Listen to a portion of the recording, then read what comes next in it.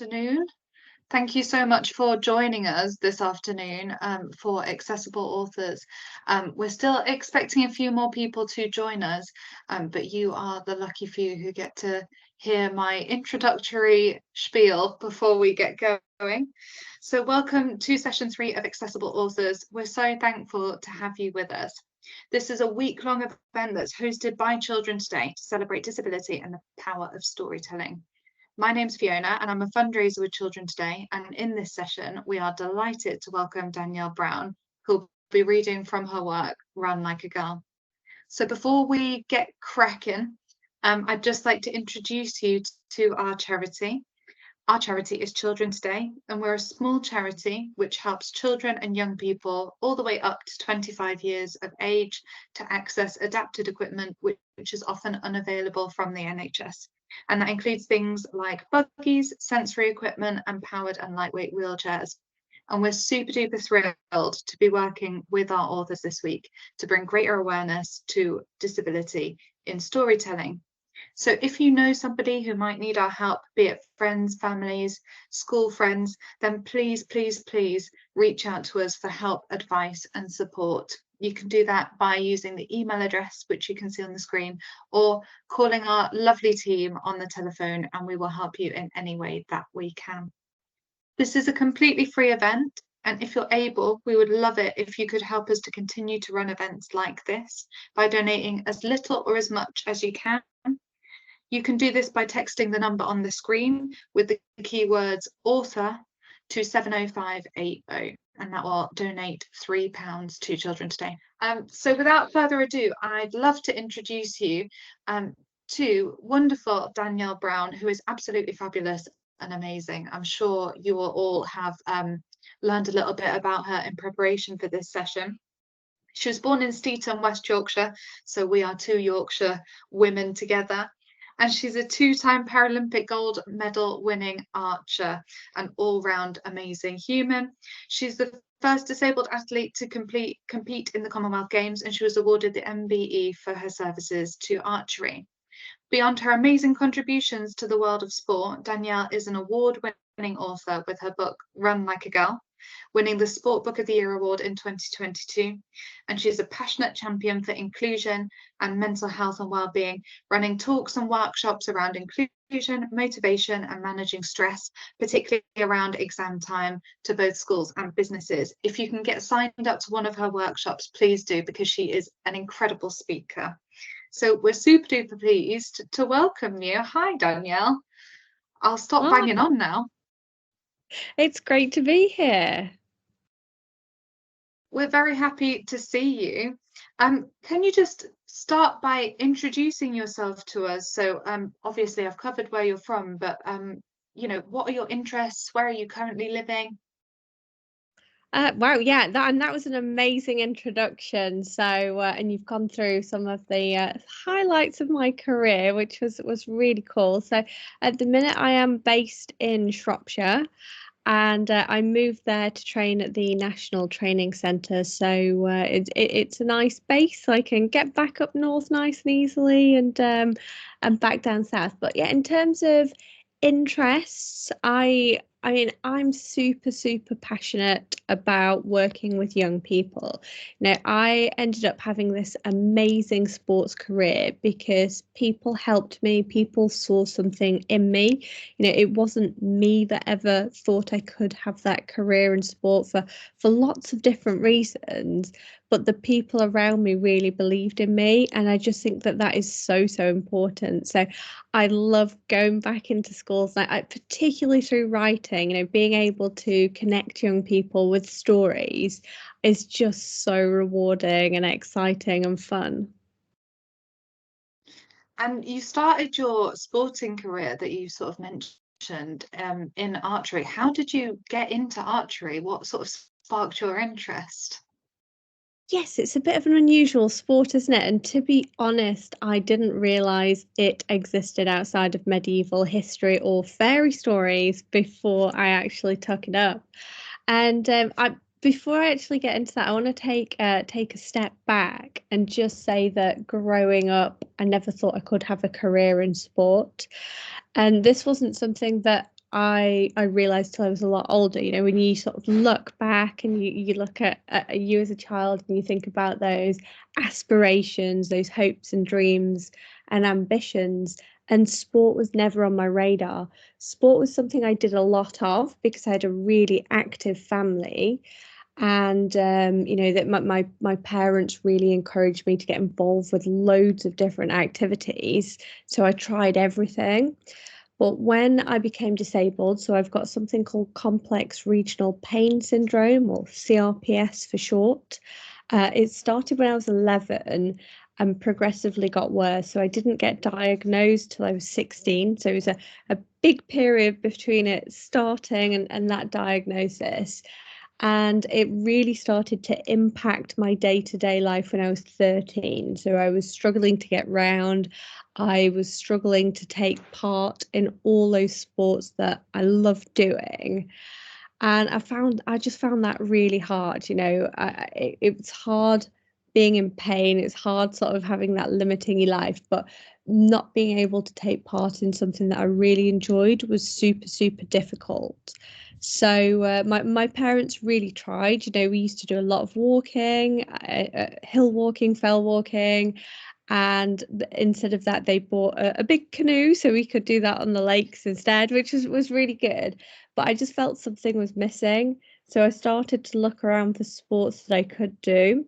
The Paralympics at the time wasn't as well known, and because I'd not really got that label of being disabled, I didn't know about different accessible sports. So somebody on the school bus did archery, and I was like, "Hey, do you think I could give it a go?" And I was a little bit nervous about asking because it's just like, what if I said no?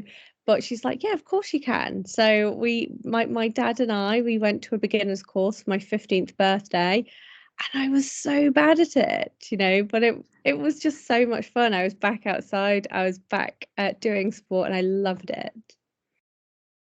That's really interesting, isn't it? How, you know, something that's so circumstantial, you know, bumping into someone on the bus can give you this amazing opportunity to access this sport. And I suppose a really important question is your dad still keeping up with it, Danielle? No, he's not. He's not. No, we did it together for a little while, and then a year later, because my dad and I were doing it so much, my mum and two sisters joined the club. So it was really nice being able to do it as a family and having that interest in common. But yes, my dad continued to do competitions instead of just dragging me around the country to different competitions. He joined in too, which was really nice. And it was just lovely having something that we could talk about. I think when you're a teenager, you're growing up and you're discovering who you are, what you want to do. Having that one thing that you could talk about was really good. Yeah, absolutely. I completely agree. It breaks down barriers, doesn't it, when you've got something in common? So I guess my next question is, what really kickstarted your interest in writing? Did you always want to be a writer? Yes, like honestly, that has been my earliest aspiration. I've always wanted to write, and I've always written. So I think I wrote my first ever manuscript when I was about 16, and it was absolutely rubbish.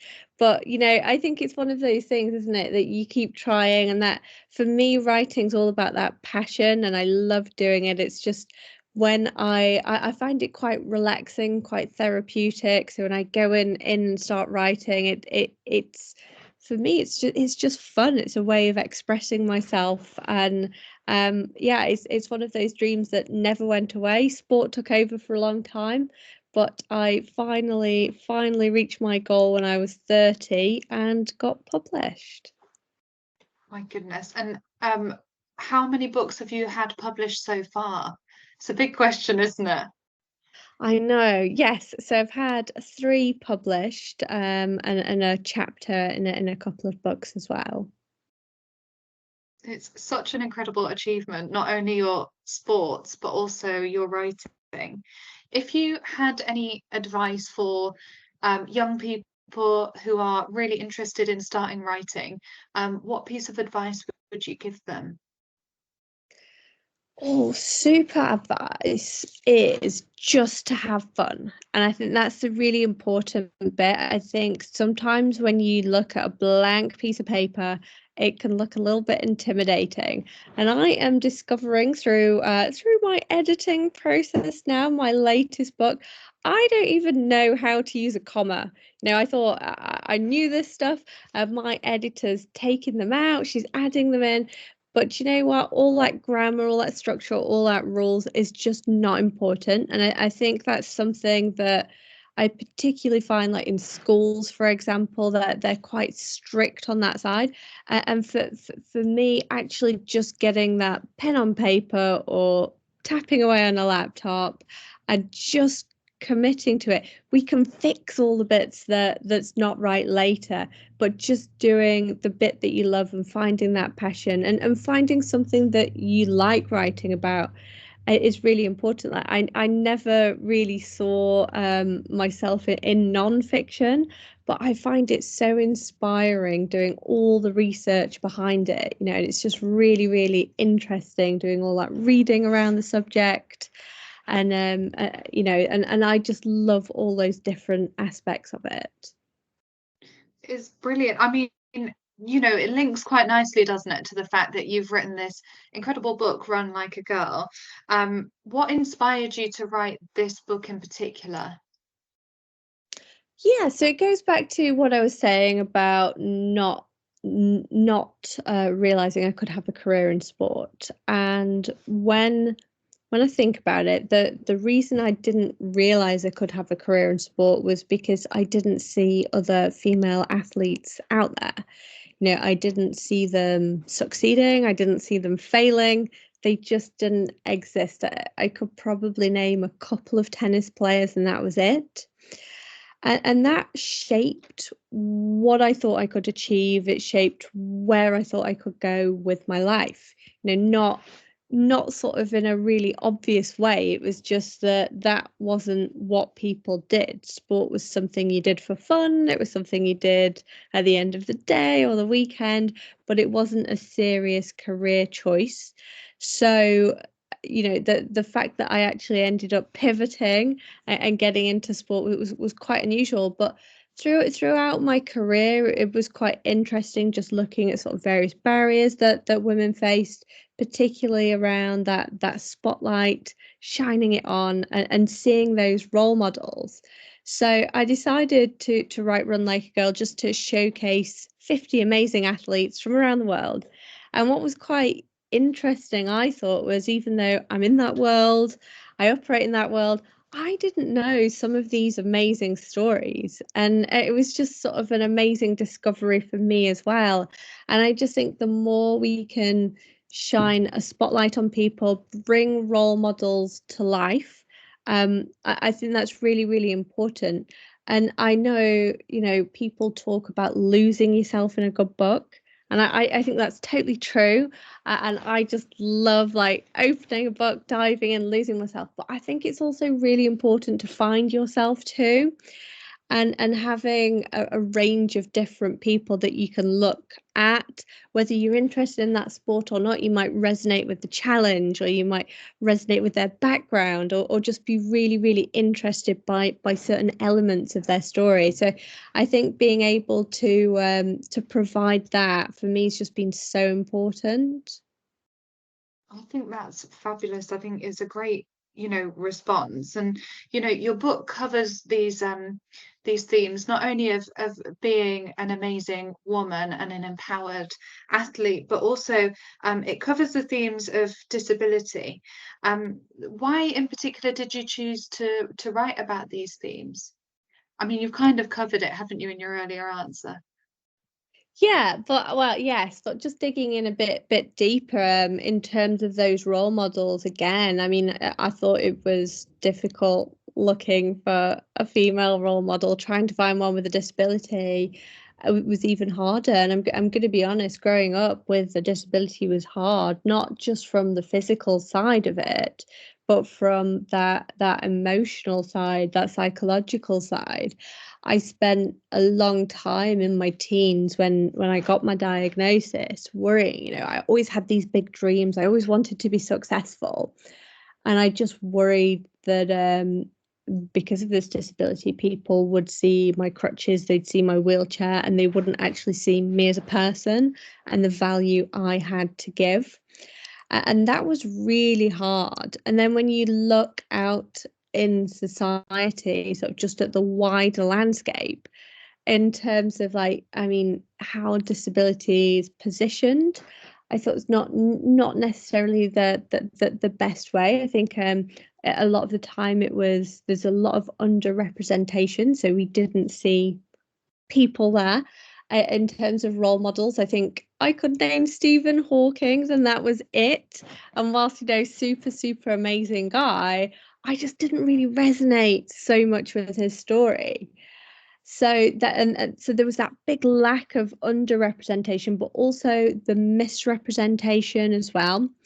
And for me, getting involved in the Paralympic movement was just incredible. All those fears that I had, I remember going to Beijing 2008 and just seeing the most amazing people competing. You know, they broke barriers, they smashed records, and it was all about their ability and what they could do rather than what they couldn't.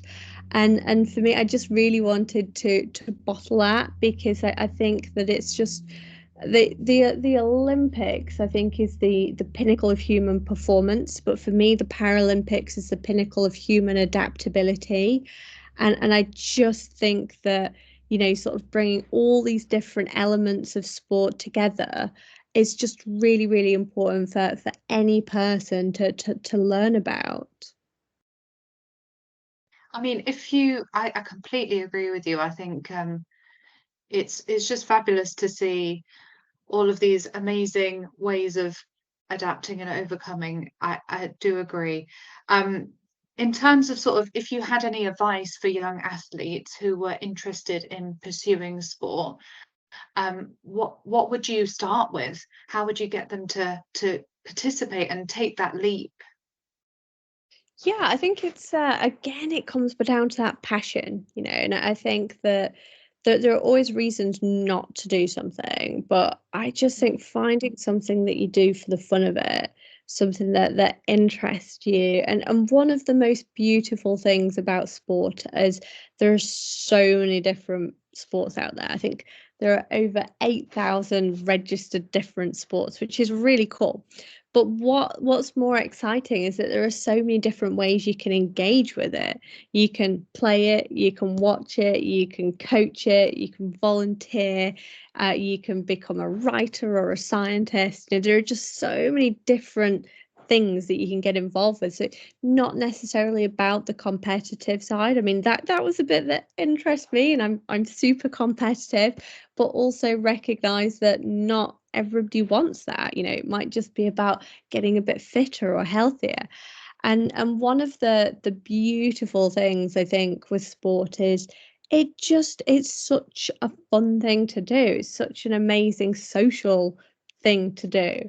And there are, like I said, with those different sports, like what I liked about archery was that I joined an archery club. It wasn't a disability club, and there are some brilliant disability sports clubs out there, so, you know, not to say that that's a bad thing, but for me and what I needed at the time, just belonging to a club where I was another member and going there, and it was about my ability, it was about what I could do, was just absolutely, it was what I needed. It was fun, and I made these amazing friends for life, you know, these mentors. Archery is a sport that, you know, not just from that whole inclusion point of view, it's one where people, you know, you could have a 90-year-old at the club as well as sort of juniors. And actually, as I was growing up and having mentors and coaches who weren't my parents, having that adult influence was really helpful in shaping me as a person as well. So it's just sort of understanding what your passions are, finding that, and just taking that confidence, that first step to go and just go, do you know what, let's try it out, let's see how it goes. let's try and have some fun. Absolutely. It's sometimes hard, isn't it, when it's dark outside, we're coming to the end of January, to just take that step outside the door and say, actually, I'm going to give it a good crack. But I think that's fabulous advice. Just get out and do it. Give it a go. It's what's the worst that could happen? So going back to you as a writer, what is your writing process? Like, where do you start with writing a book? Is there anything that sort of gets you going and starts those creative juices flowing in particular? Oh, good question. I mean, do you know what? I always find driving, yeah, I get my best ideas. I just think, you sort of stuck in the car, you can't really go anywhere. And just, yeah, that sort of, I don't know. I always worried that I'd run out of ideas. I'd think of an idea and that was it. And now I'm getting to the point where it's just like I have too many ideas. I need to focus on one at a time and just work through it a bit more smarter. So yeah, I in terms of sort of the creativity side, I always start my day writing, and I find that really helpful because, like, if you look at sport and obviously sort of that background, before you do any type of sport, like everyone knows this, you do a warm up, right? You sort of warm up. And for the life of me, now I'm retired from sport, I can't understand why people don't warm up for the day.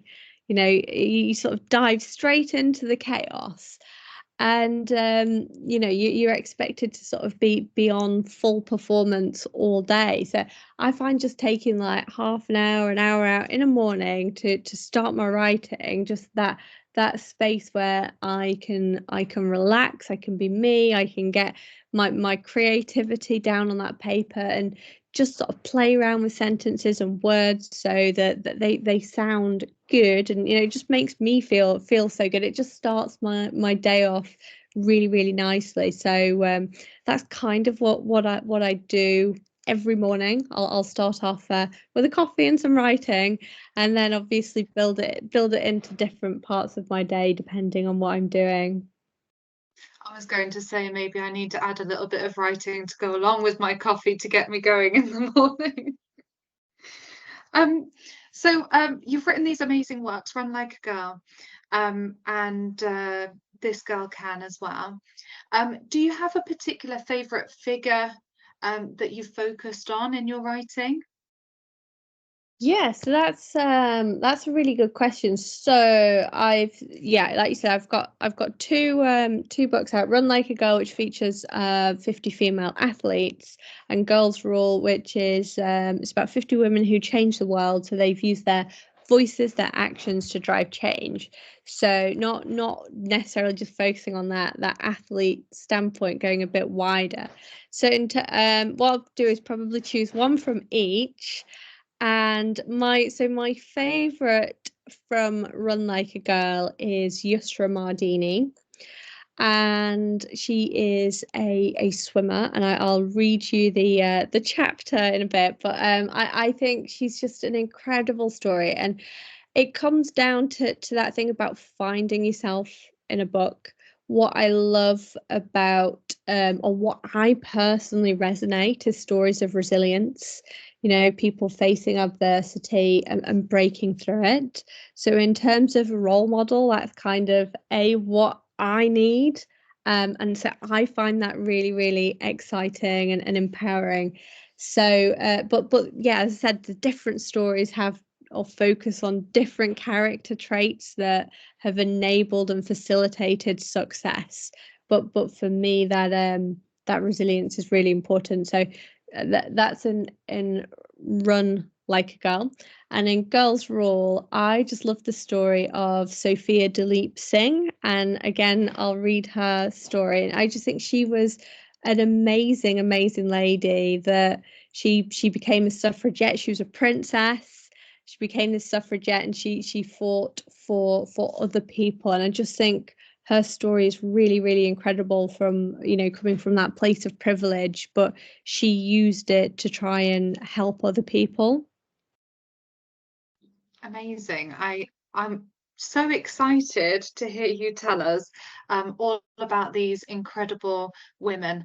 I'm really looking forward to it. One last question before I sort of let you get on with your reading is, if you could give aspiring writers one piece of advice, what would it be and why? Oh, so I just think it's keep trying. I've wanted to be a writer for such a long time, and so it took me 30 years to do it. And I was like 4 years old, and I'd sit there and make stories up on the end of my bed, and from there it progressed to writing little stories and writing bigger ones. And as I said, none of them were really any good. I thought they were at the time, and it didn't matter that they weren't good either, because I just had fun doing it. But every time I did it, I learned something else. I learned a bit more, and it got better and better and better. And even now, I'm finding that the books that I've got published, actually, I'm finding I can do things a bit quicker. I know how to access the research a bit more. So even though I've got books published, I'm still learning on that process. So what I'd say is just keep doing it, just keep practicing, just try and have fun with it, play around with it. And if that passion is there and is something you really, really want to do, you will absolutely find a way. Amazing. Thank you so much. I feel like I'm going to go away and start writing after this meeting. So what I'm going to do now, Danielle, is I'm just going to bob my camera and my microphone off. I'm going to invite our audience to submit questions using the Q&A feature as you're reading. But yeah, I'll just let you crack on. Oh, super stuff, super. So yeah, I actually wanted to start with I'll read the introduction to Run Like a Girl. And I just want to say as well, with this book, obviously it's called Run Like a Girl, but I want it to be accessible to children of all genders, boys, girls. I just think it's so important to shine that spotlight. And what I wanted to do was try and change that phrase, "you run like a girl." I got it when I was competing. If some of the guys weren't doing very well, they'd be like, "Ugh, I'm shooting like a girl," and it was always a negative thing. So I want to try and change that narrative and try and turn it into a positive. So this is the introduction: turning ordinary into extraordinary.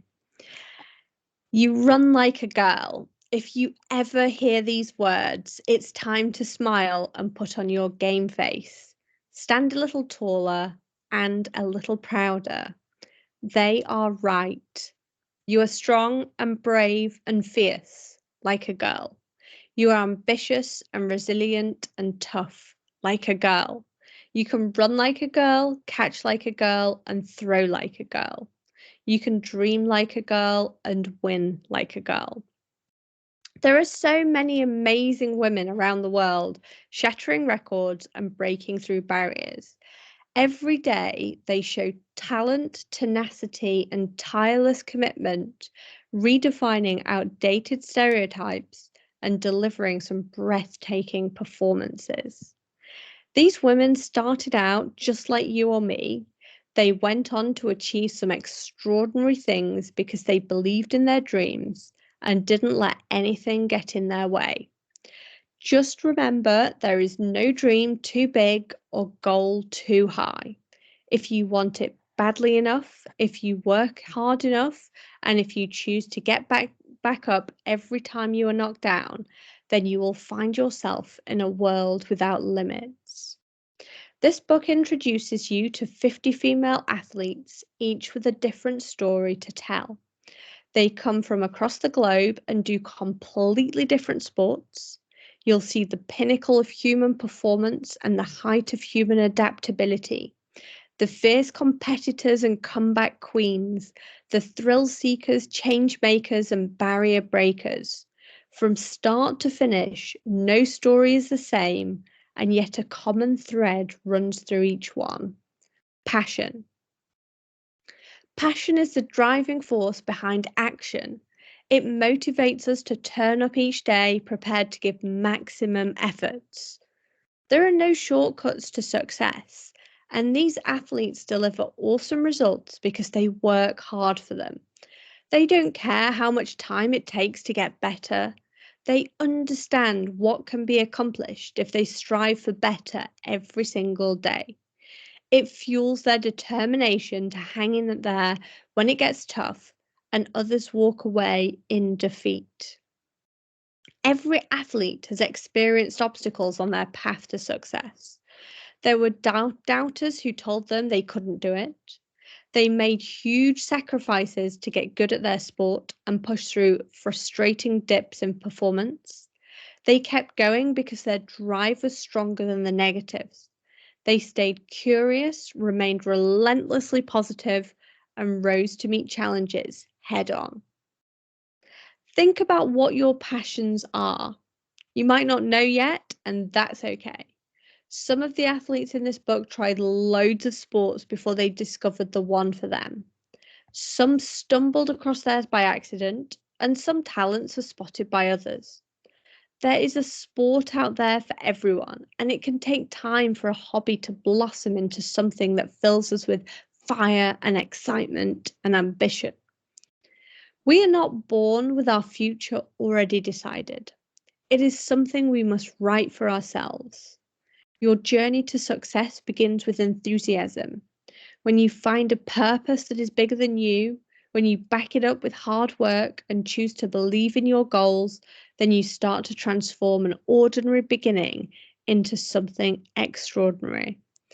Don't let anybody else define your passions, but stay true to your dream. And remember, there is no limit to your potential. So that's the introduction.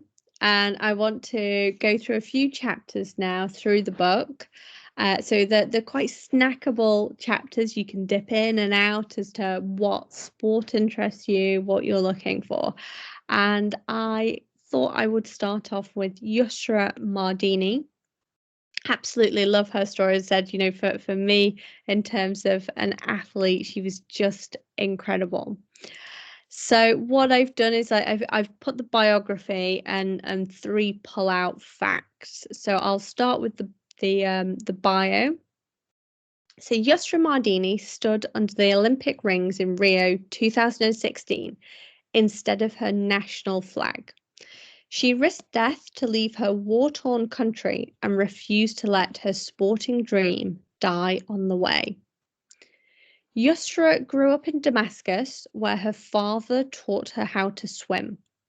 Yusra didn't really enjoy swimming, but watching the 2004 Olympic Games on TV filled her with a burning ambition to become a swimming champion.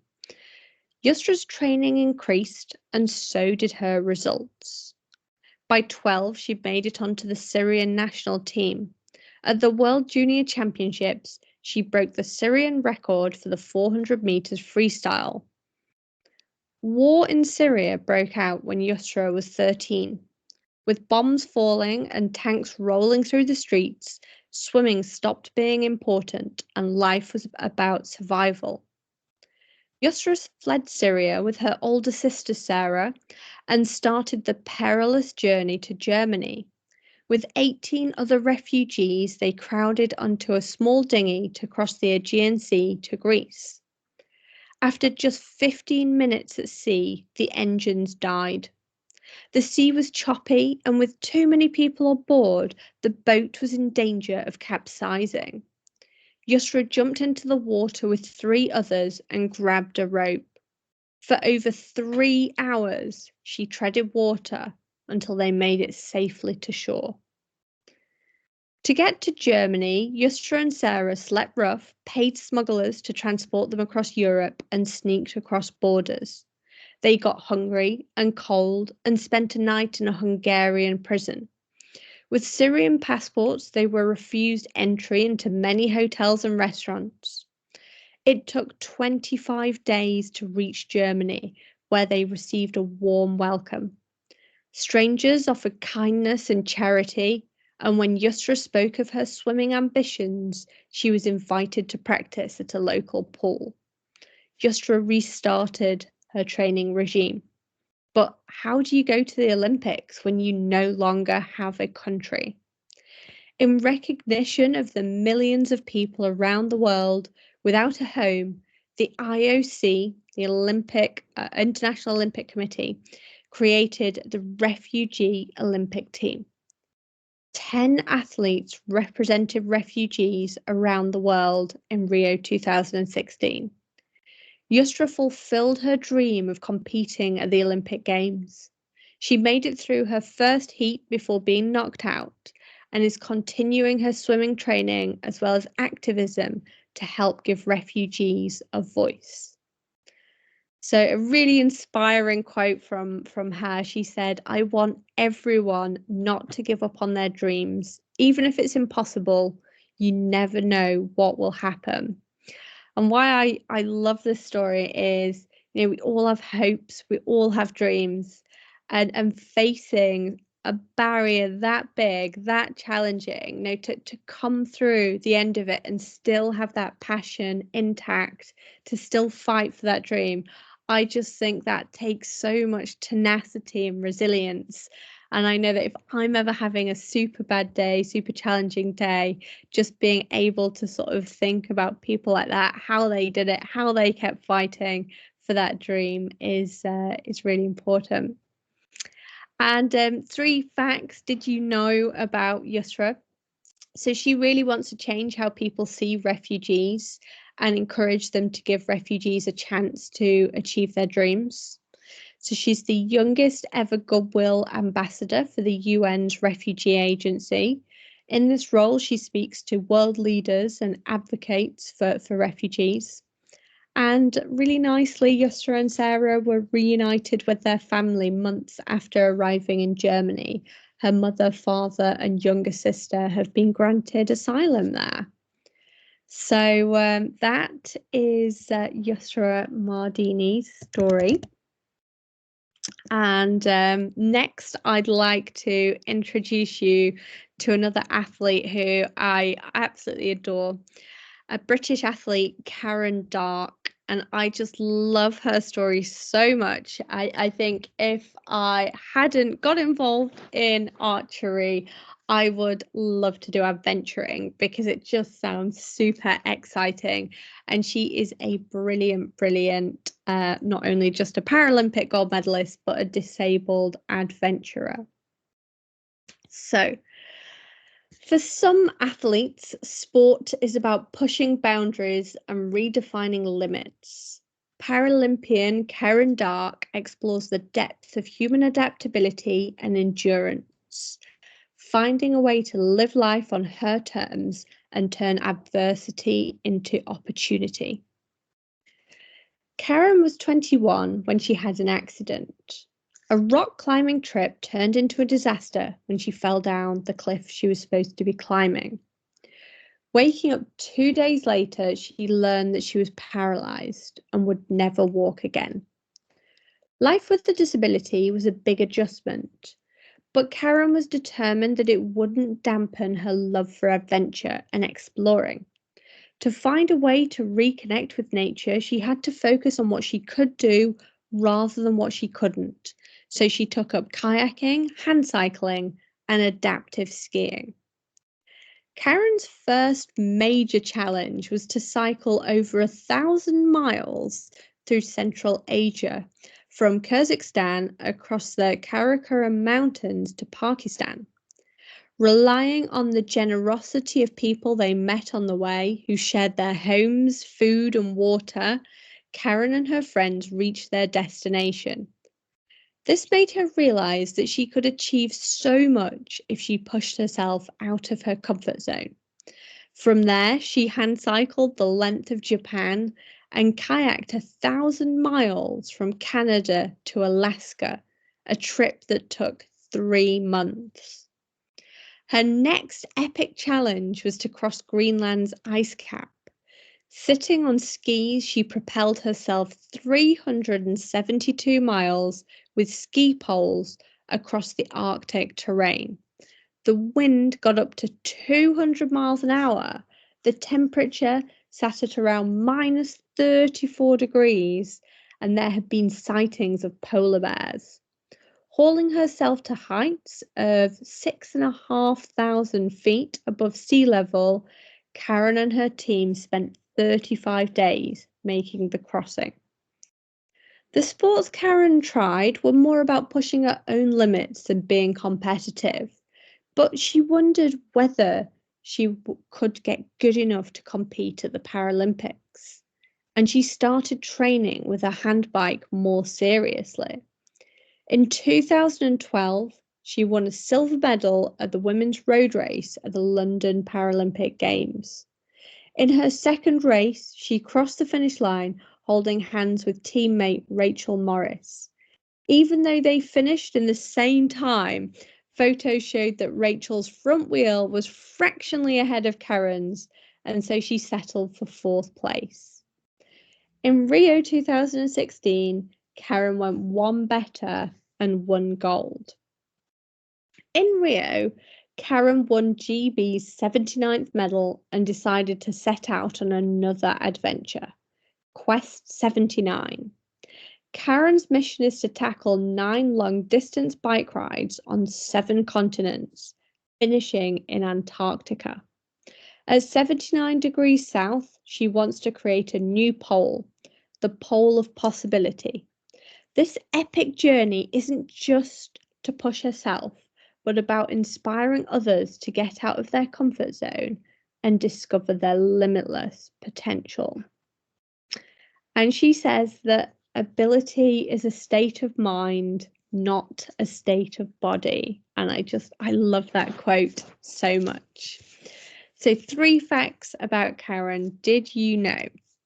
She researched gold content in rocks for a doctorate in geology. She returned to continue studying for her PhD a year after her accident. Karen also returned to rock climbing, famously scaling the 3,000-foot El Capitan in Yosemite National Park, USA. She hauled herself up ropes attached to the cliff face with her arms, taking 5 days to make the climb.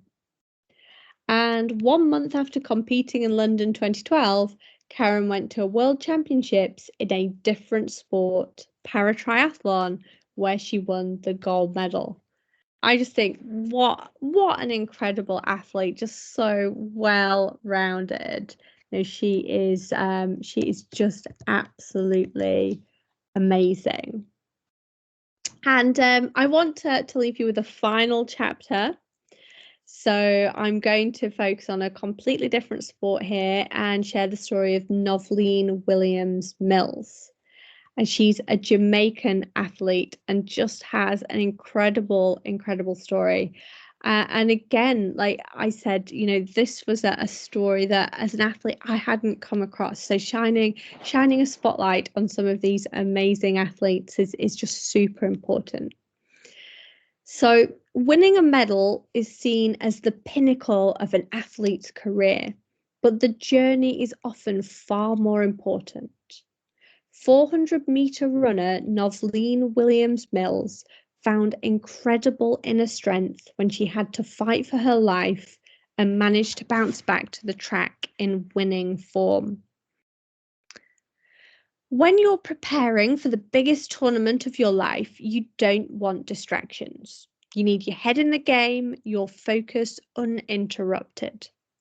A month before heading out to the London 2012 Olympic Games, Novleen received some bad news. She had breast cancer. A diagnosis like this is scary, and it left Novleen reeling. She looked after her body. It had never let her down before, and this felt like the worst kind of betrayal. Novleen was in the prime of her career. Her first major international medal came in Athens 2004, where she won bronze in the 4x400 meter relay. She followed this up with silver in Beijing 2008 and continued to succeed at World Championship level. Getting cancer was a different kind of battle, and Noveline had to figure out how to fight it. She decided to go ahead and compete in London, keeping quiet about her diagnosis. Stepping onto the start line, nobody could see the fears that were keeping her up at night. She didn't know if this was going to be her last race. Noveline put in a solid performance to win another Olympic silver with her relay team. That evening, she flew home, ready for surgery 3 days later. Noveline had a double mastectomy, where both her breasts were removed. 5 months and 3 surgeries later, Noveline was finally cancer-free. Her body had gone through so much, and getting back to training was hard. Her recovery was a second chance in life, and she wasn't going to waste it. 6 months after her last surgery, she won the national championships in Jamaica and laid down on the track and cried. She was back. Noveline continued to enjoy a successful career, performing better than she had pre-cancer. In 2014, she won a gold and a silver at the Commonwealth Games in Glasgow, became Diamond League champion, and was ranked world number 1. In 2015, she was on the winning World Championship relay team, and in Rio 2016, she won another silver medal. And her quote, she says, "I can't spend time stressing about something I don't have and just embrace what I do have." And our 3 facts. So Noveline actually told very few people about her cancer diagnosis. During her recovery, she had to learn to listen to her body and ignore the comments from other people who expected her to be running faster. Noveline was named team captain for the Jamaican athletics team in London 2012. She was chosen for this honour in recognition of her work ethic and leadership skills. And Noveline is also an ambassador for breast cancer awareness, working with charities to help women be more aware of early signs and symptoms, and also to find the beauty in survivor scars. So that was my 3 chapters, and I'd like to hand over to you guys if you've got any questions. They were incredible chapters, and some of these amazing women were just introduced to me. So thank you so much for that, Danielle. We've got some lovely, lovely questions. So Savannah, who's 8 years old, would like to know, why did you choose your title, Run Like a Girl, for your book? Oh, that's a super question, Savannah. So I heard the phrase "run like a girl" when I was really young, and people kept saying it like it was a bad thing. If you run like a girl, or throw like a girl, or catch like a girl, it means that you're not very good at it. And I think we're doing really well at the minute. Like now, people don't say that as much, which is brilliant, because it means that a lot of campaigning, a lot of work that people have done is working, because it was traditionally thought that girls weren't as good at sport. And that was really bad, because it meant that girls didn't get as many opportunities. And sadly, to some extent, they still don't today. You know, we still see far more boys doing sport than girls. We see girls dropping out when they get to about the age of 11 to 13 at a much quicker rate. We see things like sponsorship much higher for boys, for men. If we take a sport that I think everyone knows really well, football, if we look at the men's and the women's team, just the disparity, you know, the differences between those teams is incredible. You know, men get paid so much to play football, but the women's team, until recently, until they've really started doing amazingly well, a lot of them have part-time jobs in order to be able to go and play football. So there are still some really big differences. So I chose the title because I think running like a girl is a really good thing. There are some amazing women runners, and every single chapter starts that way. So it could be run like a girl, shoot like a girl, catch like a girl, throw like a girl, jump like a girl. So it's all about women doing amazing things and just trying to change some of those negative thoughts and stereotypes that exist towards women in sport. Absolutely. We hope that you can run like a girl too, Savannah. For Nathan, who's 8 years old, he would like to know, where do you keep your gold medals? Oh, good question, Nathan. So I go to so many different schools, and I go in, I talk to children. I always take my gold medals with me so they can have a look, they can hold it, because they're really heavy. No, I didn't realize that at the time, but I remember, especially my London one, it's really big, and putting it on my neck. And my goodness, they don't prepare you for that. You spend all your time training and doing all this practice, but flipping heck, I was in the media and my neck was so sore just with this big weight around it. So it's really cool being able to take it to schools and letting people try them on and hold them up and see how heavy they are. So most of the time they belong in my rucksack so I can zip out and about. Let's hope you keep a close eye on that, Danielle, as well. The number of times I put my rucksack down. Emma would like to know, what do you feel is your most personally rewarding achievement? Oh, that's a really, really interesting question.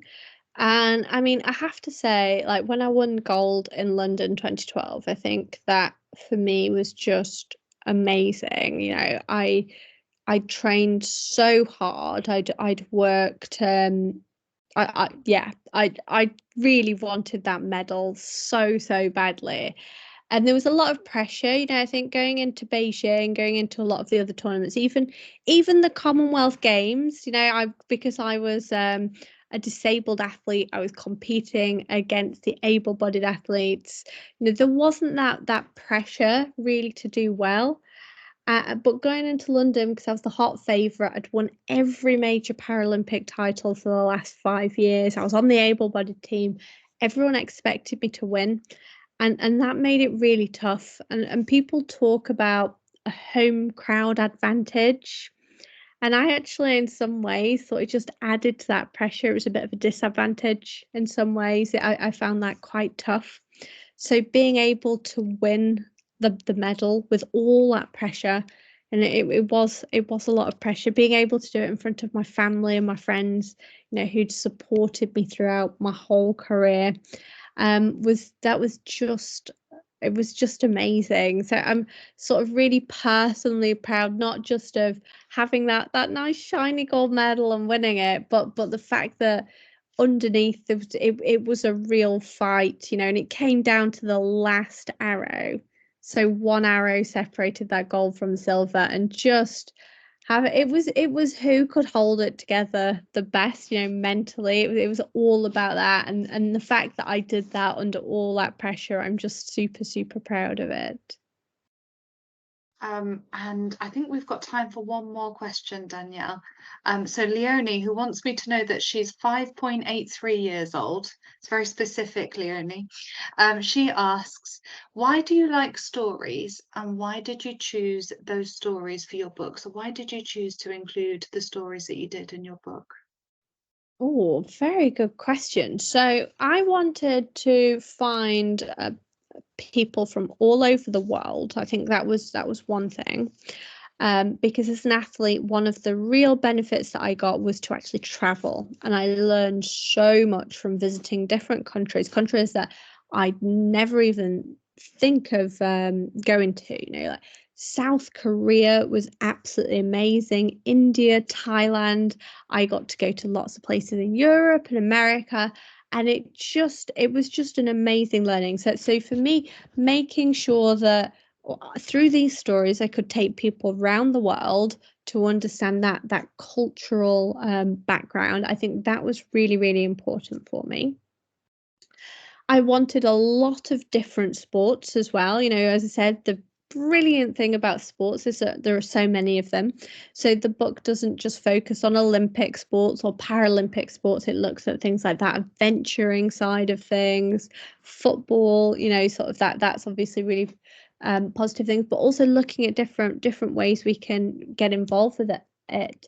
So people using sport to try and clear up the environment, I think is really, really important too. And there are some amazing people out there doing paddle boarding, and they're collecting rubbish and sort of cleaning up our waterways and doing amazing work. So what I did was I brought all these different stories together, all these different sports, all these different athletes from around the world. And it was about finding women that were good role models as well, because not everybody is a good role model. You know, there are some people out there that win and they do it on their terms, but they've not done it fairly. And it might be that they've taken performance enhancing drugs, or you know, just aren't displaying the behaviors you want. But what I found really interesting, Leonie, was when I went through all these different people, what really struck me was their want to try and put something back. So the amount of female athletes that go up and set up charities to try and help other people, try and break down those barriers that they face to help others, was just amazing. And I think when you compare that to men's sport, and you look at a lot of the men out there compete, and you know, they do a fantastic job, because they've not faced the same barriers, or they're not aware of the same barriers. They just go out and they do an amazing job, and that's fantastic. But and obviously there are some that are doing some brilliant work as well. But I tended to find that a lot more of the women, a bigger percentage of the women, were trying to put something back to try and help the next generation coming through, which is just you know, an amazing thing to do. Thank you so much. Thank you so much for answering those questions, and thank you, audience, for asking those lovely questions. I think we're just about out of time. So I really want to thank you, Danielle, for coming along to this amazing, enlightening session. I definitely think I need to get out and do a little bit more sport. You've inspired me. So thank you so much for coming along. And audience, if you enjoyed this session with the lovely Danielle Brown, then please do make sure that you mention us on social media. You can get us on Facebook at Children Today UK Charity, Instagram at Children Today Charity, and Twitter at Children Today. And you can use the hashtag Accessible Authors. So thank you so much for being here with us. We really, really appreciate your time.